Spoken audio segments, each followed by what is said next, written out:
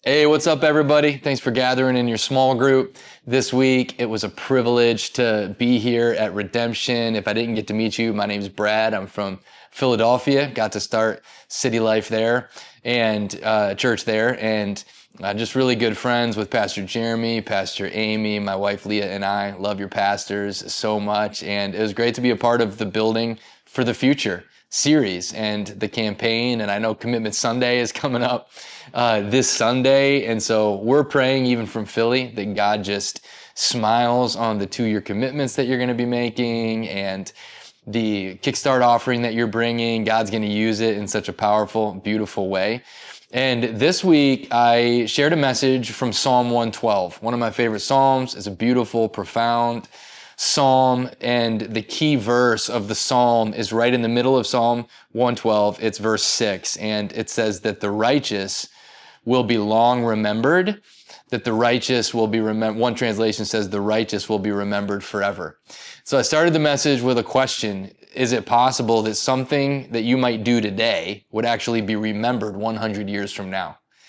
Is it possible that something you do today could be remembered 100 years from now? It's so easy to start just kind of short-term thinking, and I think our world and the enemy even wants us to get us thinking, about this week, this month, this year, and our short lives on this earth. But the reality is, and here's the promise in Psalm 112, that we can live a life that is remembered forever. So as you study that psalm, it breaks down 5 characteristics of the person who lives a life that leaves a legacy. And I defined legacy this way. It's living a life that outlives me. And so legacy is what's left after you've left this earth. And there are 5 characteristics you see them in Psalm 112 for a life that leaves a legacy. The first is that it's a God-first life.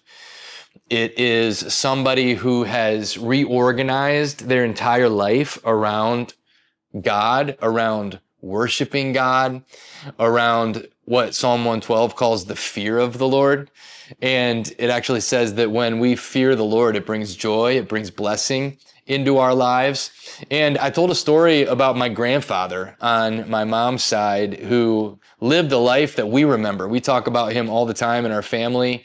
He left a legacy because he lived such a godly life, and it was a God-first life that he lived. He was a man who loved God's word, a man who loved prayer, a man who lived with integrity and character. And I think people who live like that, whether they're in our family or people that we meet in the church community or throughout our lives, they leave an imprint on us, and they actually live a life that leaves a legacy. And then the second characteristic, as you continue in the psalm with verse 2, is that it's a people-focused life. And we talked about the reality that it's what you invest into relationships that is going to outlive you. It's not your resume, it's your relationships if you want to leave a legacy. And what you invest in people, that's what we take with us into eternity. The next generation that comes after us is blessed because of what we do today, the decisions that we make today. And so I want to encourage you, as you are talking in your group this week, to think about your relationships, and are you prioritizing the people who are closest to you? Are you prioritizing the people God has brought into your life that may not know Jesus? That by sharing your faith, you're actually living a life that's going to outlive you. That's what we take with us when we leave this earth. It's the people who actually we bring to heaven with us. And I told another story about my grandfather on my dad's side because he lived a very unhealthy life, but my dad was able to turn that legacy around. And today I have a godly legacy and heritage from my dad because of the decisions he made. And so you can rewrite the story and leave something beautiful for the people who come behind you. And then the third characteristic is that it's a generosity fueled life, and we want to be people who are generous, who take what God's given us and share it with others, who live an outward life from our relationships all the way to our resources. And even as you're thinking about your commitment this coming Sunday for Commitment Sunday, I pray that God will just help you think generous, help you think with big faith. And then the last 2 characteristics is that it's a fearless life. Psalm 112, there's a beautiful promise that the person who fears the Lord, here's what it says, they're not going to be afraid of bad news.